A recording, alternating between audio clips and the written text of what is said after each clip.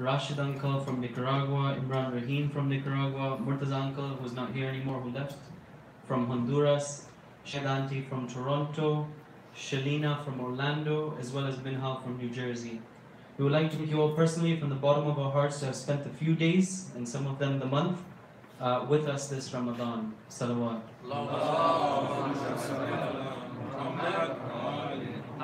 I would like to inform everyone that tomorrow we will be having a Q&A session with Sheikh Jihad right after the program, so keep your questions ready. On Wednesday, June 13th, we will have the presentation for the sporting events that took place over the course of this month. So inshallah, I hope to see all the participants here. Also, we'd like to invite all the parents with kids to be present on Wednesday. So those of you who are in touch with mothers who have brought kids through the month, please bring them, as we're going to have a gift giving away for all the young mu'mineens. Let's also take this month to remember all the marhumeen from all over who are no longer with us with the Surah Al-Fatiha.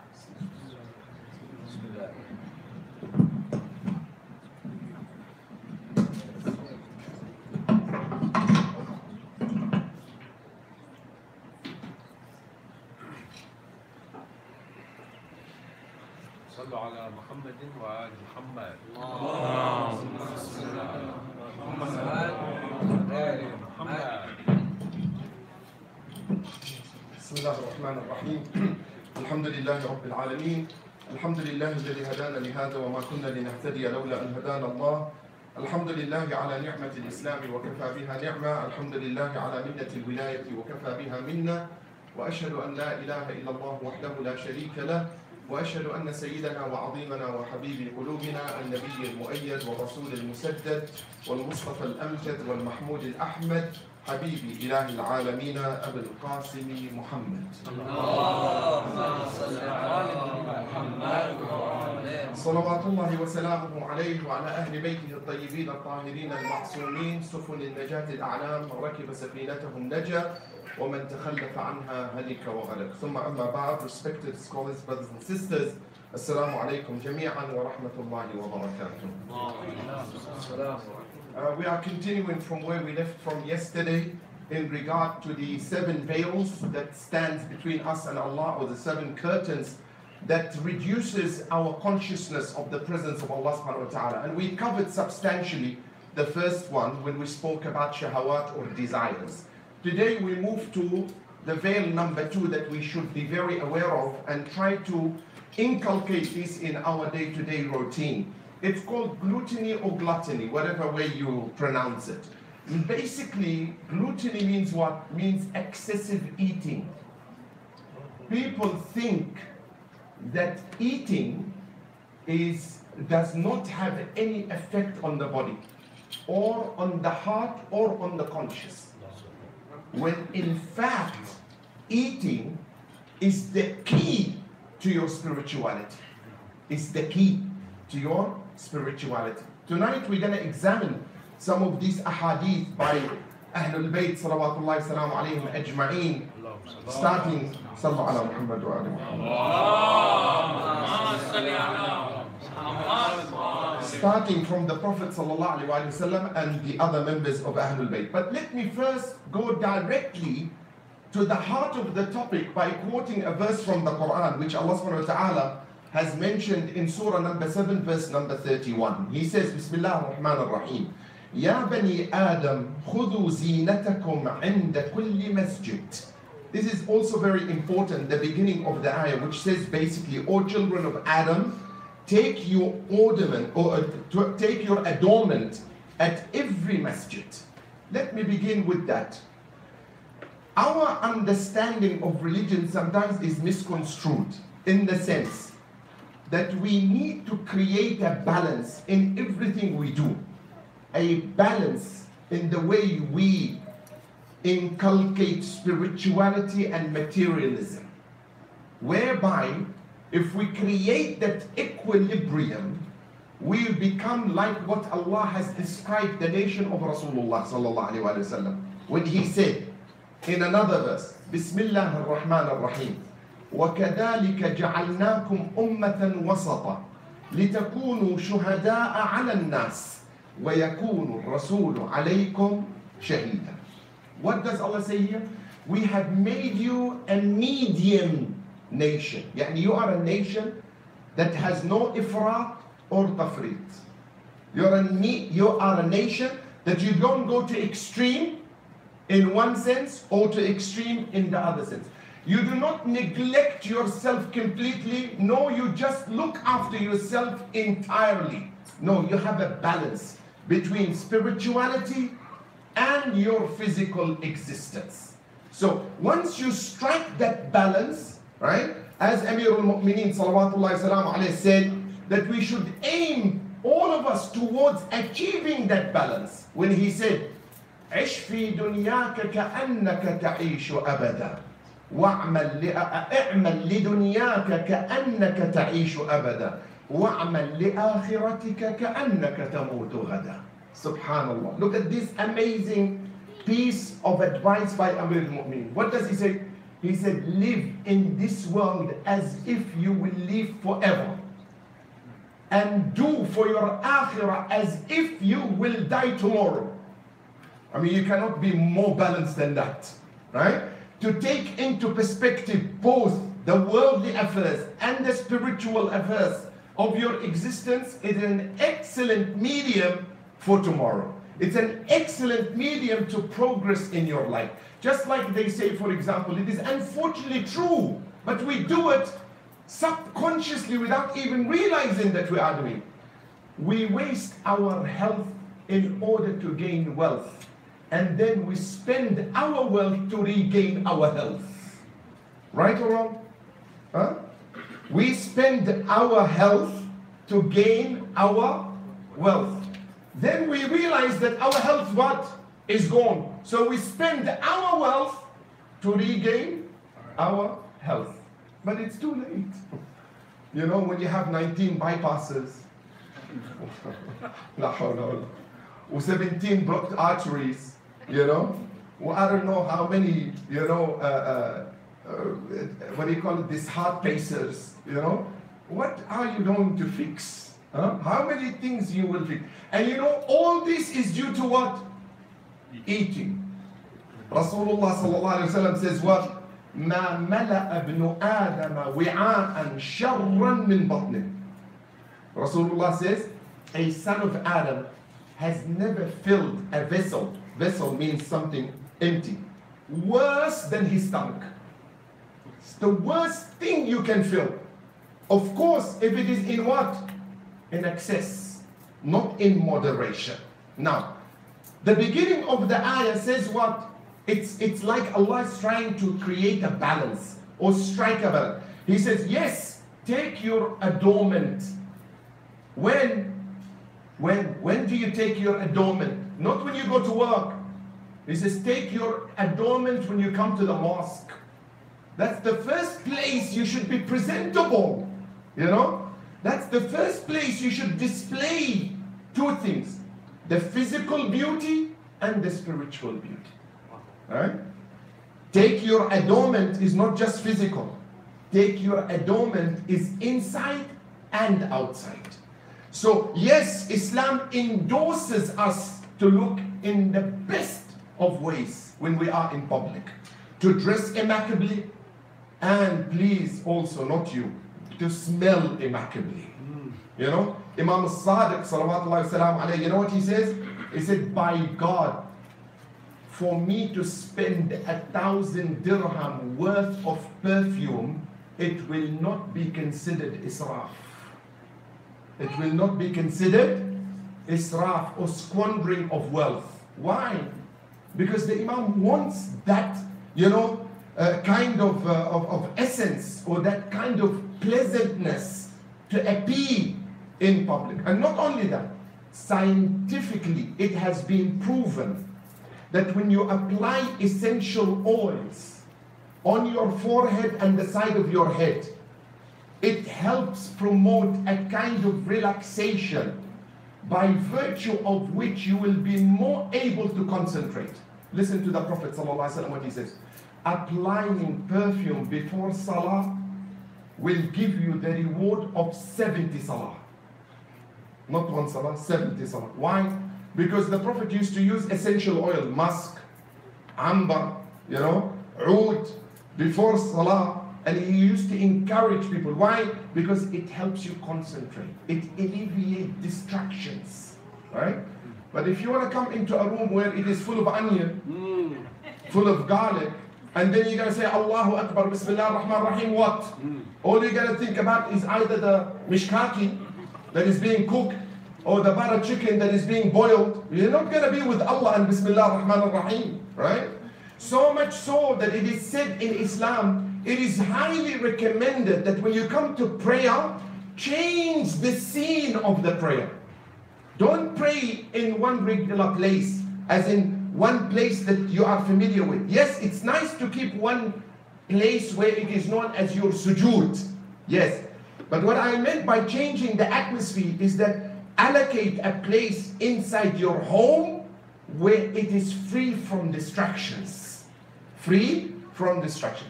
And you know, I'm not trying to rub shoulders with the coaches, but give credit where credit is due. From my experience with the coaches, they have a good habit. And when you have a good habit, keep it. Keep it and promote it. Is that whenever they move into a new home, they always, the first room they allocate is the salah room, the prayer room. The first thing they do is they allocate a salah room.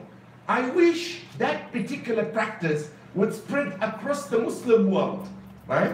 Not the last room I think about is, this corner is good, yallah, I'll make it salah room, right? It should be the best room of the house. You know why?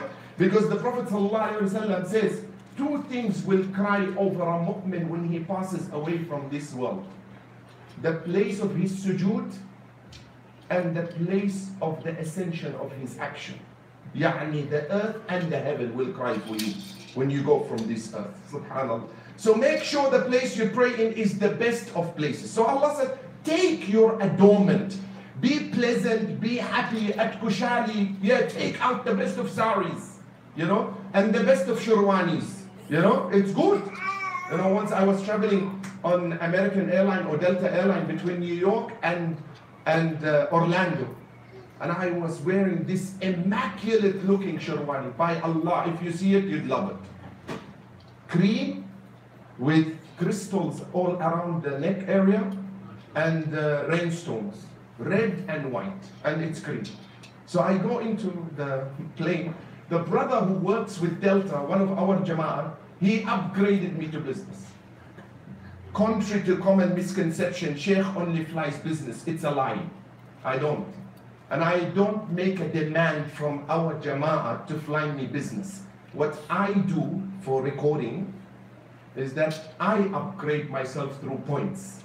Because when I need to travel 14 hours to come to a community, I think I need to arrive fresh so I can serve that community. But I don't demand business class tickets. May Allah forgive those who made that rumor about me. But anyway, it's Ramadan, it's good to forgive one another. So I got upgraded. The air hostess, when she saw me, she said, "Who are you?" I said, "I'm a fashion designer." She said, "Seriously?" I said, "Yes. But I don't fashion clothes." She said, "You're one funny character, man. You're a you look like a fashion designer, first of all. You say you're a fashion designer, but you don't fashion clothes. So what do you fashion?" I said, "I fashion minds." She said, "Who the hell are you?" I said, "I'm a priest." She said, "Listen, once we take off, come to the kitchen. I need to have a word with you."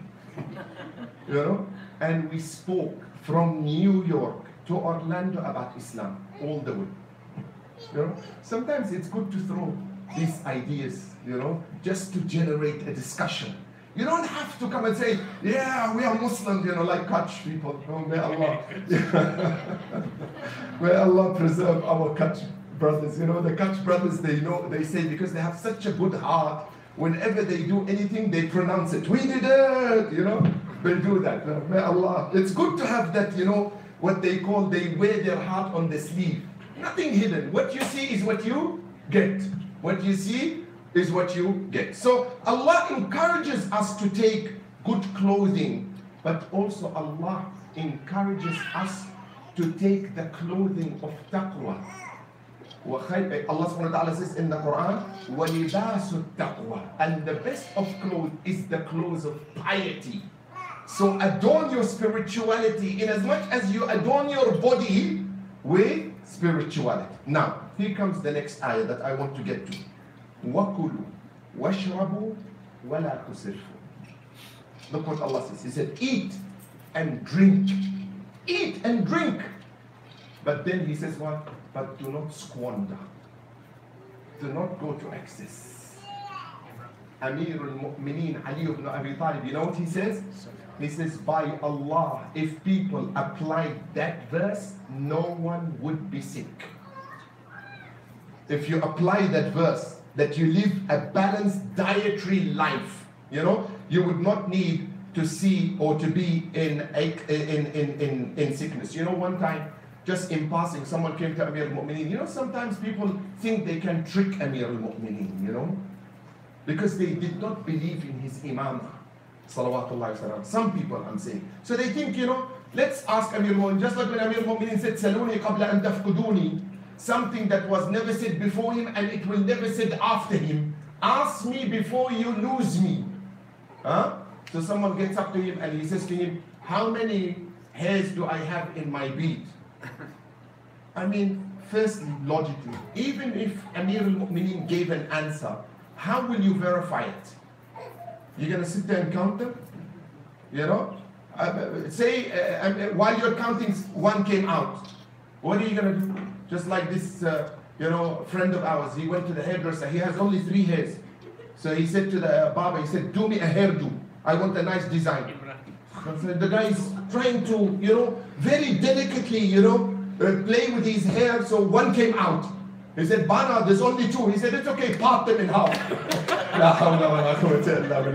It's okay, just give me anything, you know, just give me anything. Subhanallah. So in saying that, right, Amir al-Mu'mineen sallallahu alayhi wa is saying, ask something that is useful, you know, that you can benefit from. And when you ask something that is useful and you want to benefit from, also benefit others in the process.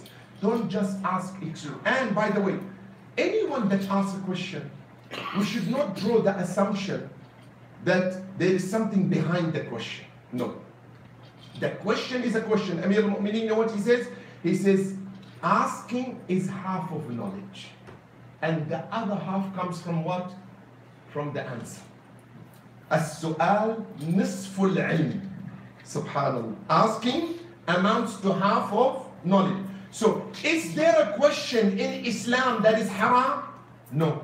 Is there a question in Islam that is worthless? No. Is there a question in Islam that is trivial? No. Any question is valid. Right? Any question is valid. Provided it is for what? For knowledge. Provided it is to keep you away from harm. Provided it is to benefit someone else. But this question, how many hairs I have in my beard, is useless. Right? So Amir al-Mu'mineen sallallahu alayhi wa says to this man, لو شئت لأخبرتك. If you want, I would have told you. But that's not what I want. You know? That is not what I'm after. I'm after you to ask something of benefit to humanity. You know? So, Amir al-Mu'mineen sallallahu alayhi wa sallam, in this discourse of encouraging people to ask, salawatullahi wa sallam alayhi, is paving the way for us to gain knowledge and gain knowledge in the right methodology. Now, going back to the question of what? To the question of eating. قال صلى الله عليه وآله وسلم, Rasulullah صلى الله عليه وسلم said, and this is, wallah, the hadith of Ahlul Bayt, you know, if dietitians get hold of them, they will use them in their way of developing a dietitian plan. Yani they will open their plan by the hadith and then they will formulate a whole dietitian, you know, intake. Rasulullah says, "Kul wa anta tashtari, wa amsik wa anta tashtari." He says, eat when you desire food and stop when you are still desiring food. This is very profound, by the way. What does that mean? It means that when you want to eat, don't eat until you are hungry.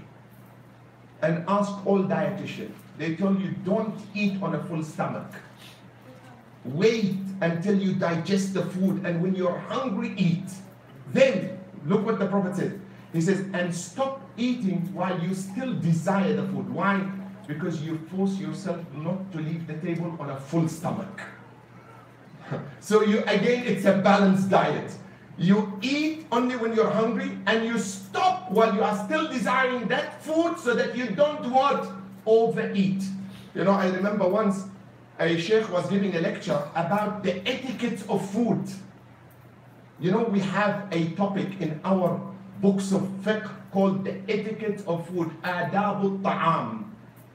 You know, adab al-ta'am. So that sheikh is highlighting adab al-ta'am. What is adab al-ta'am? He says, first, you should begin Bismillah ar-Rahman ar-Rahim. Now I remembered. I skipped the question about tricking Imam Ali.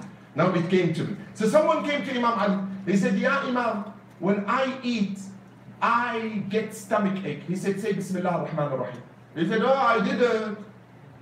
But it's still, he said, la'allaka. Not la'allaka means maybe. No, la'allaka here means I'm sure you're not doing this. He said, لَعَلَّكَ لَمْ تُسَمِّ عَلَى كُلِّ إِدَامٍ أَكَلْتَ. Allahu Akbar. You know? Amir Mumin says, yes, I know you said Bismillah, but it seems that you are not taking Bismillah over every item of food. Yani when you change between Mandazi to Barazi, you have to say Bismillah again.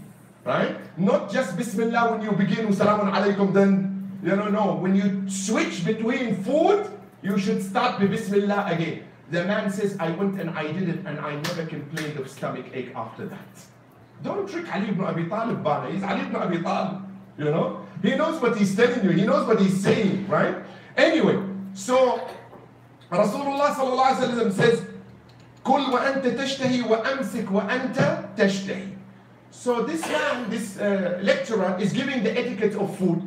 He says, "Qala Rasulullah." The Prophet said to Ibn Abbas, "Ya Ibn Abbas, when you eat from your side." Sorry, Ya Ibn Abbas, when you eat, say Bismillah ar-Rahman ar-Rahim. And then start eating from your side of the plate. Don't look for the biggest piece somewhere and, charge for it. No, eat from your side. Huh?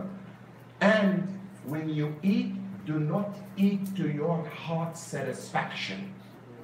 Don't overfill it, And then the Shaykh said, and then the Prophet said, and if you are bent on eating, which is something natural, then divide your habit of eating into thirds. 1/3 for food, 1/3 for water. Ask the dietitian about what I'm saying, brother. And 1/3, guess for what? So you can breathe. Because some people, when they eat, they just want a bed to lie down. They just can't walk anymore. So there is a Moroccan guy sitting in the audience. He couldn't wait for the Sheikh to finish. He said, Sheikhna, Maulana, can I say the etiquette of food in Morocco? He said, yeah, be my guest. He said, listen, Sheikh, don't give me that. In Morocco, when we eat until the food reaches the throat. La hawla wa la quwwata. Then the Sheikh said, where does the water go? He said, it has to find itself between the food. Like these channels. He said, what happened to the air? He said, damn it, if there is a place for it, fine. If not, to hell with it. Ajib, this is the etiquette of food. Allahu Akbar. These are the etiquette of food. Rasulullah is telling you, divide into third. And you are doing this to yourself. How are you going to move in life? Now, وعنه, يعني عن أمير المؤمنين صلوات الله وسلامه عليه. He says, كثرة الأكل من الشره. وَالشَّرَهُ شَرُّ الْعُيُوبِ. Sharah means gluten. The Imam says, excessive eating amounts to gluttony. And gluttony is the worst of defects. It's the worst of defects. And Imam Sadiq sallallahu alaihi wasallam says, now here comes the effect of food on our body and spirituality. Listen to the doctor of hearts, Al-Imam Sadiq sallallahu wa sallam alayhi. بعد الصلاة على محمد وآل محمد.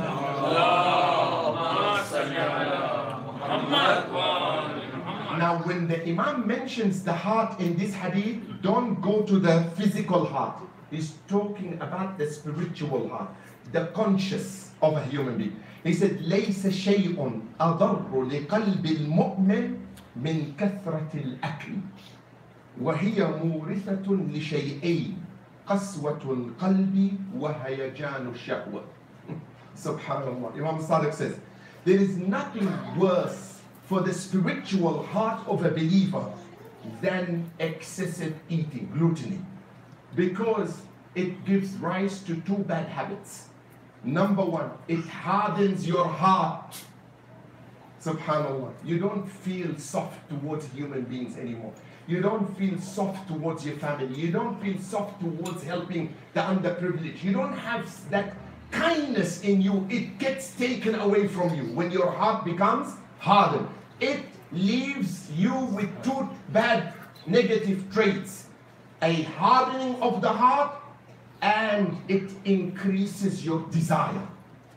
When you eat too much, it gives rise to desire. And when it gives rise to desire, you need to vent it. So it causes you sometimes to vent it in haram.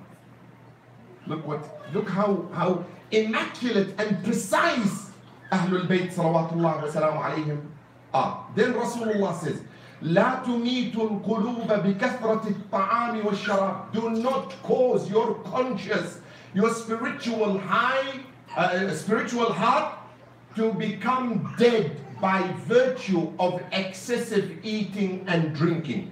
فإن القلب يموت كالزرع إذا كثر عليه الماء. Subhanallah. Why? Because the Prophet says the heart will die spiritually just like plants will die if you water them excessively. You know, when you keep pouring water over a planet, what happened to it? A plant, sorry. It dies, right? Rasulullah sallallahu alaihi wasallam says the same happens to your heart. Food, and then what? It's like, you know, every community around the earth, they eat to live, except the Muslims. They live to eat.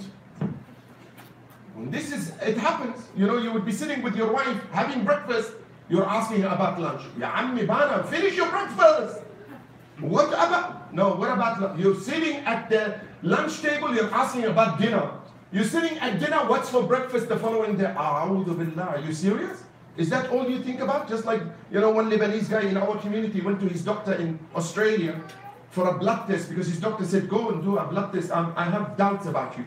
So he went. The doctor immediately the next day called him. He said, come urgently. So he went. So he says, Bana, Habibi, like people have cholesterol in the blood. And we found the blood in your cholesterol. What do you eat? What are you eating? Huh? Normally you have a little bit of cholesterol in your blood. And we found blood in your cholesterol. You're blocked. You are totally blocked from head to toe. God, I don't know how you survive, you know. And then we complain about what, and you know, the funny thing is that we do not look after our physical entity, and then we complain when something happens. Please remember me in your du'as. What du'as? Du'as is first, take that fat away. You know, that's the first thing. You know, take all this excessive, you know, meat and bulging and all this, then ask for du'a. You know, ya Allah, you know, Allah mashfi kulla marid, ashfi kulla marid. What is your contribution in that regard? You know, Allahumma at'am kulla ja'i. You know, we are funny people, wallah al-azim. We Muslims are such funny group. You know why? Because we always pass the buck to Allah. Ya Allah, you feed. Ya Allah, you cure. Ya Allah, you this. You know what? Allah already fed the poor. You know how He fed the poor? Through what He gave the rich. But when the rich holds back, who suffers? The poor. Right?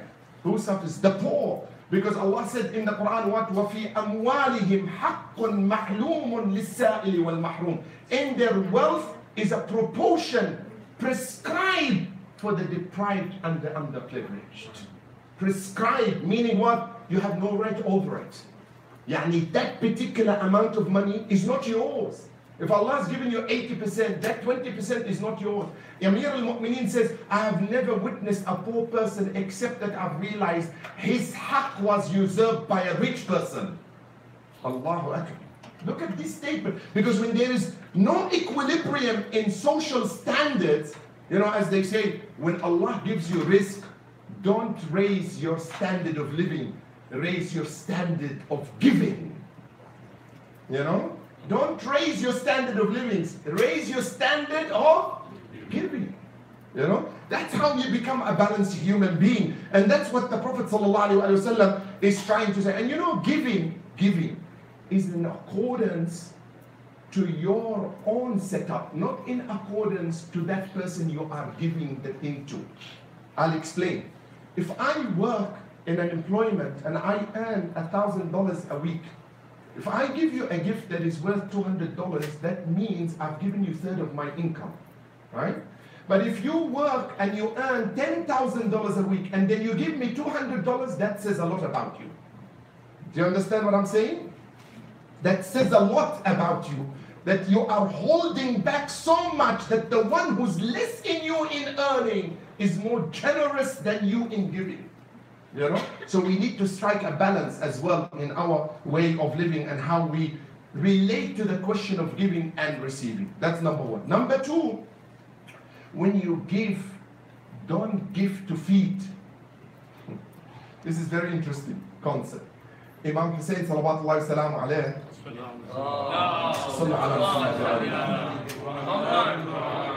Imam Hussein salawatullahi salamu alayhi was once passing by Medina, the streets of Medina. He saw a man. He said, Ibn Rasulullah, I haven't eaten in many days and I want to satisfy my hunger. Imam Hussein said, wait. He goes home, he brings 10,000 dirhams. Listen to this, brothers. He gives 10,000 dirhams. So he says, Ya Rasulullah, I asked for a meal. I asked for one meal. He said, no. لَقَدْ قَالَ جَدِّي رَسُولُ اللَّهِ. My grandfather Rasulullah said, when you give to enrich, not to satisfy.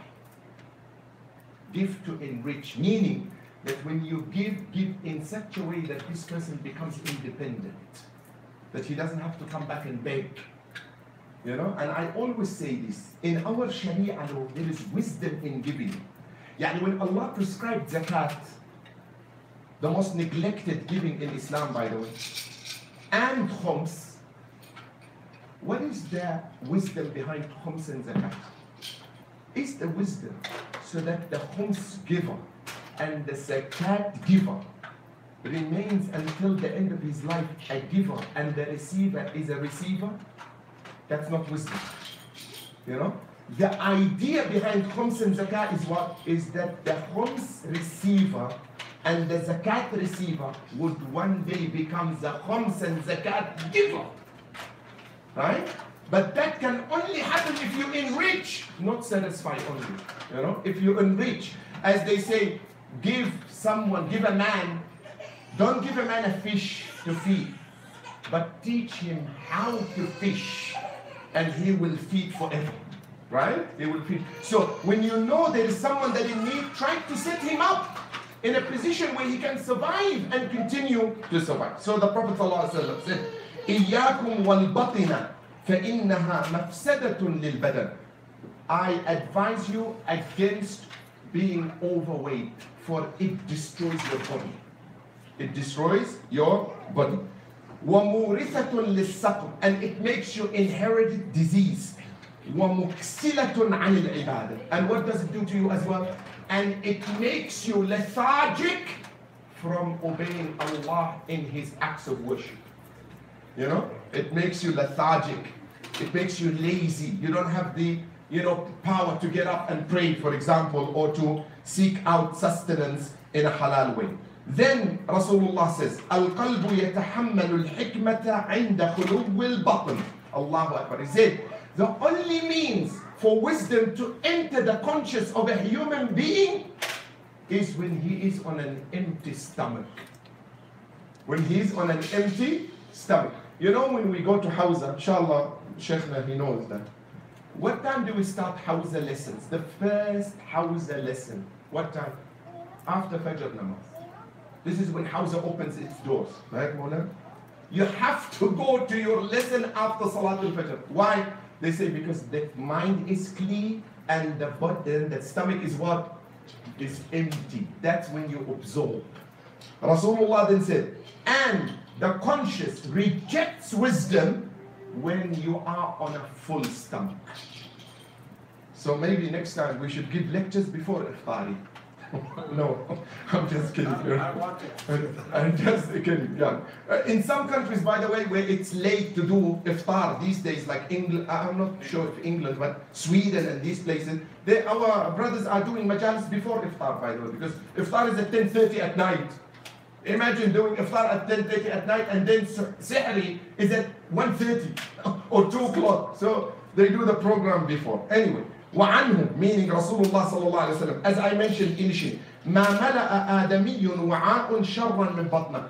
A human being has never filled a vessel worse than his own stomach. وعن الإمام الباقر صلوات الله وسلامه عليه ما من شيء أبغض إلى الله من بطن مملوءة.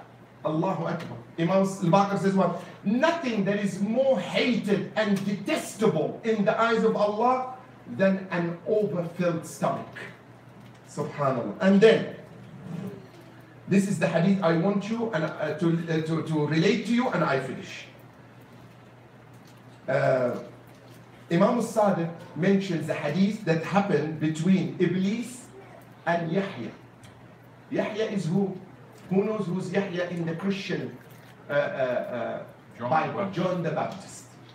John the Baptist. And we have a group of religion in today's world that exists only in Iraq. It's called the Sabians. The Sabians, which Allah mentioned them, are the followers of John the Baptist until now, you know. And when they ask the Christians why you do not follow John the Baptist, they say because Jesus came after. They say, but Yahya baptized Jesus. So you should follow Yahya. That's a philosophical argument. Anyway, so since I mentioned this, I just wanted to congratulate someone because we're speaking about Jesus and Yahya. Yesterday, a very amazing sister by the name of Mary Jesus. يعني in Arabic, Maryam Isa. Right? Maryam Isa. يعني Maryam Jesus. Mary Jesus. She became a Muslim. And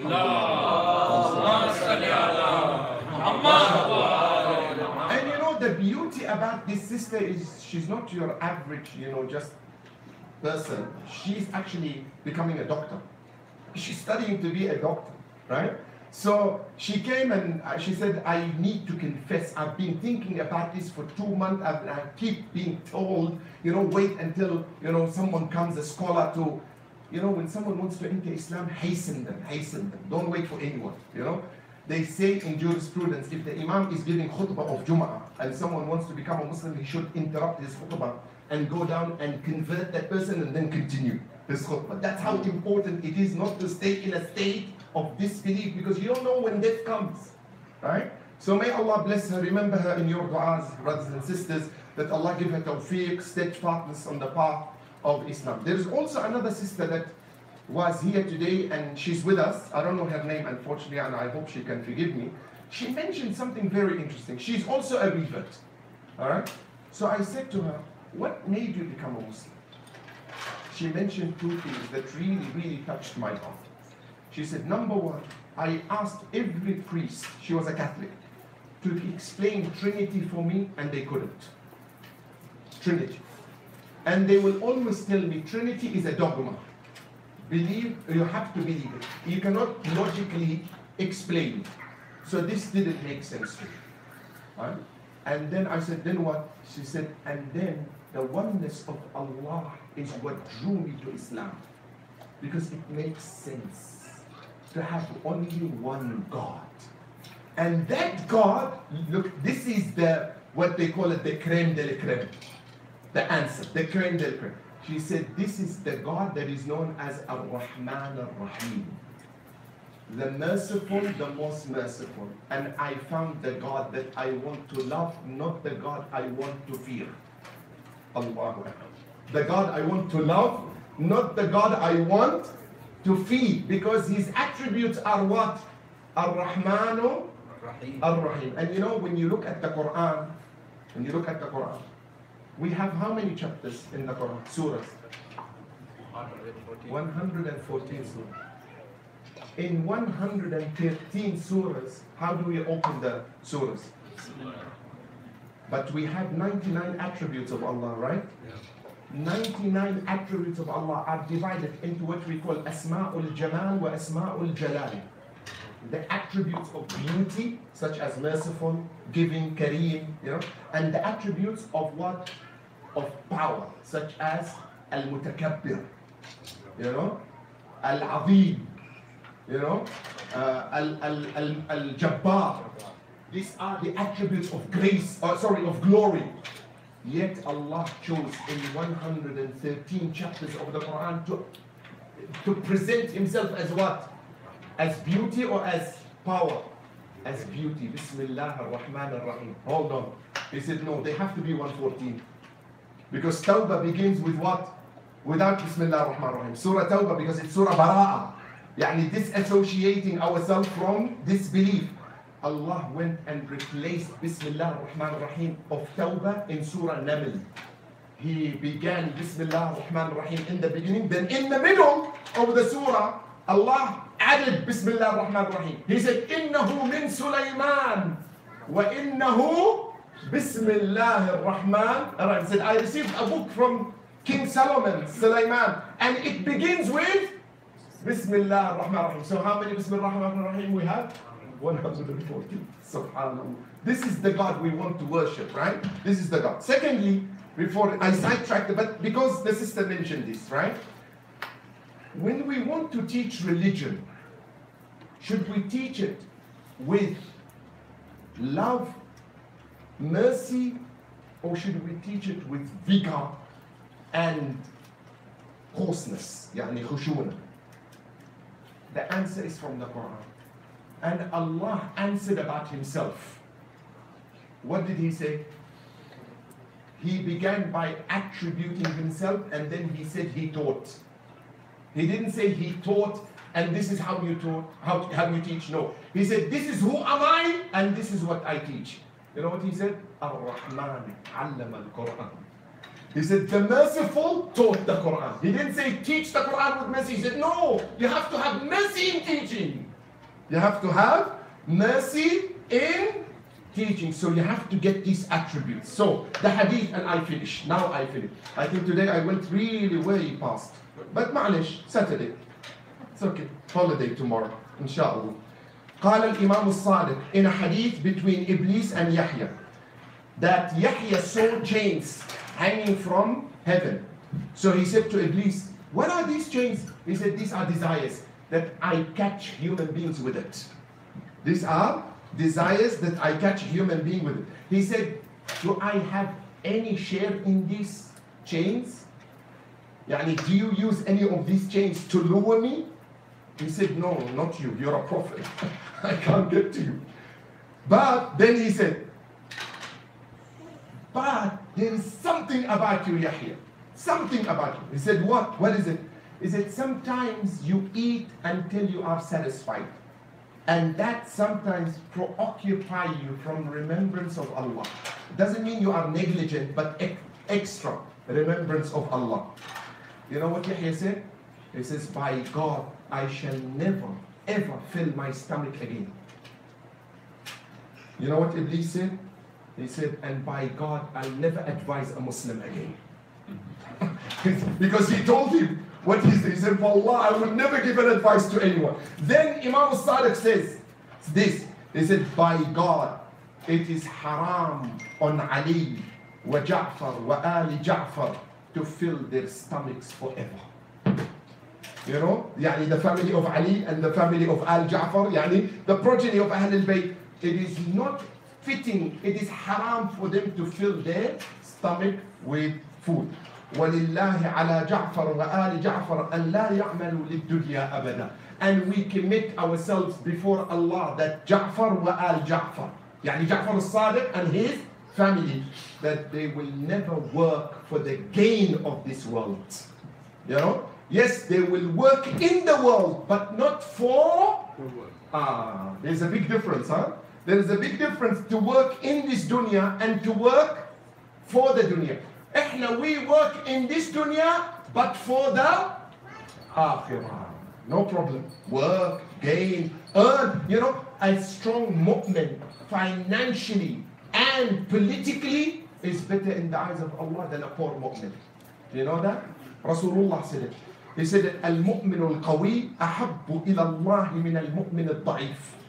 A strong mu'min, financially, politically, socially, connect-wise, is better in the eyes of Allah than a isolated mu'min who does not participate in community affairs, he does not contribute, he does not have means of support. No, in the eyes of Allah, because you need to. Why? Because what Rasulullah said, Islam survived with what? How did Islam survive? With two things, power and money, right? Power as in the sword of Imam Ali.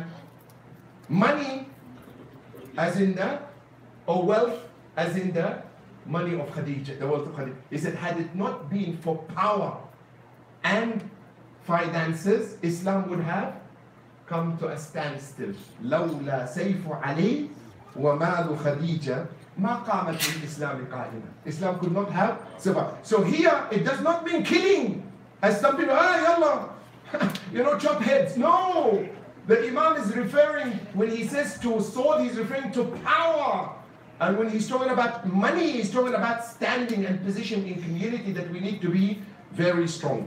With this I conclude. وآخر دعوانا الحمد لله رب العالمين وصلى الله وسلم وبارك على سيدنا محمد وعلى آله الطيبين الطاهرين. Brothers and sisters, can we turn to Allah subhanahu wa ta'ala with one united heart, with sincerity and with appeal that Allah grants us shifa for those who have asked us and relief for those who have asked us. 5 times from your valuable times with the loudest of your voices and the sincerest of your heart.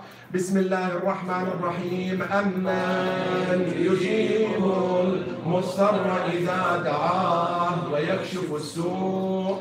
Amman yujibu al-mustarra idha da'ah wa yakshifu as-su'. Amman yujibu al-mustarra idha da'ah ويكشف السوء أما يجيب المضطر إذا دعاه. Louder the last one. أما يجيب المضطر إذا دعاه ويكشف السوء بحق محمد